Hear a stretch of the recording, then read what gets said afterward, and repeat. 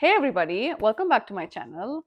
With March being Women's History Month, I wanted to pick up a book that represented and signified what it means to be a woman in this country. Now, the book that I picked, it's been everywhere. It is Reese's Book Club's March pick, and it's also one of the picks of Book of the Month Book Club. I'm sure you guys already know which one I'm talking about. It is Anita de Monte Laughs Last by Xochitl Gonzalez. This book is mainly told from the perspective of two women. The first one is Anita de Monte. She is a talented Cuban artist on the rise, and she marries Jack Martin, who is also a highly acclaimed artist in the art world, and is known for his minimalist work. Um, Despite the fact that she's being overshadowed by her husband's success, and you know, a lot of people, including her husband, are skeptical about her third world art, as they call it.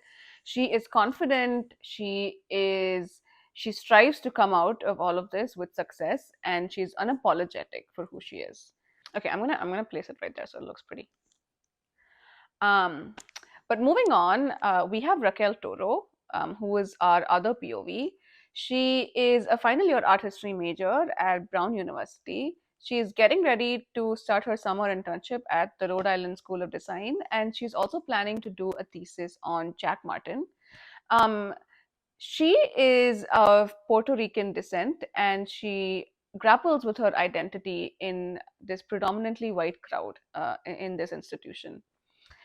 She also ends up falling for Nick Fitzsimmons, who is a white, rich Upper East Side boy, and he is also her senior, and she struggles with fitting into this mold that he's created for her, a mold that is dictated by Western ideas of beauty and culture. Going into this book, I did not know that this book was actually based on real life events. At about the 30% mark is when I realized that Gonzalez has actually crafted this book around the life and mysterious death of Cuban artist Ana Mendieta. And it actually helped that I knew that, because I was able to sort of refer to the kind of earth and body work and all the kind of different kinds of work that this artist has done, that Gonzalez talks about in this book. And it somehow made it easier for me to understand what it meant to be um, a minority artist, and struggle to survive in a cutthroat industry that is dominated by white people. Now let's talk about what I liked in this book. The prose in this book is a delight to read. The author's words, I feel like, carry a sense of clever and shrewd humor that is intriguing to the reader, and it keeps you hooked to the narrative.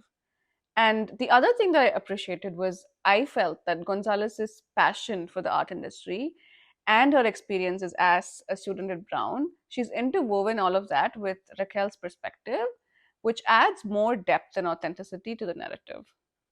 The one thing that I was surprised by was the decision that the author had made to move on, or to continue the perspective of Anita de Monte beyond her death.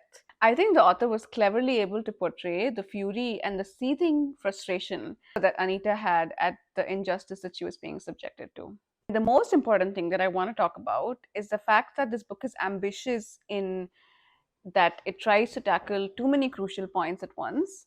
But the primary focus, is on the fact that, or on the influence that white dominance has on the art industry. It explores the idea that racism is almost a sort of cascading, a domino effect. White people and white artists tend to be celebrated for their work, despite the fact that there are a lot of other artists from diverse backgrounds that have the same amount of talent, but still struggle to achieve that recognition. And then years later, what happens is the same white men occupy positions of professors in prestigious universities and museum curators, and they continue to control this discourse on the narrative, um, and end up making it harder for people of color. The book also addresses the complex dynamics of dysfunctional relationships.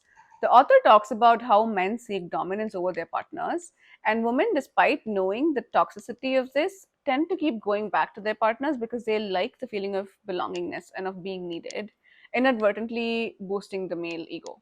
In exploring the relationship between both of our female characters with their respective partners, she addresses how abuse sometimes stems from the insecurities of men, and because of that, how they tend to prefer women they think that are inferior to them. Now, let's talk about what didn't work for me in this book. Despite its ambitious scope, I feel like the book fell short when it came to its execution. While it does present two strong perspectives, it struggles in effectively bringing these perspectives together at the end of the book. Um, I also felt that the book sort of veered off its narrative in the beginning quite a bit, meandering around the relationship of these two couples too much to really effectively contribute to the plot. The other thing that I did not like was excessive use of supernatural elements in this book. I get that the author was trying to convey the emotions of a dead person, but I felt like she took it a tad bit too far.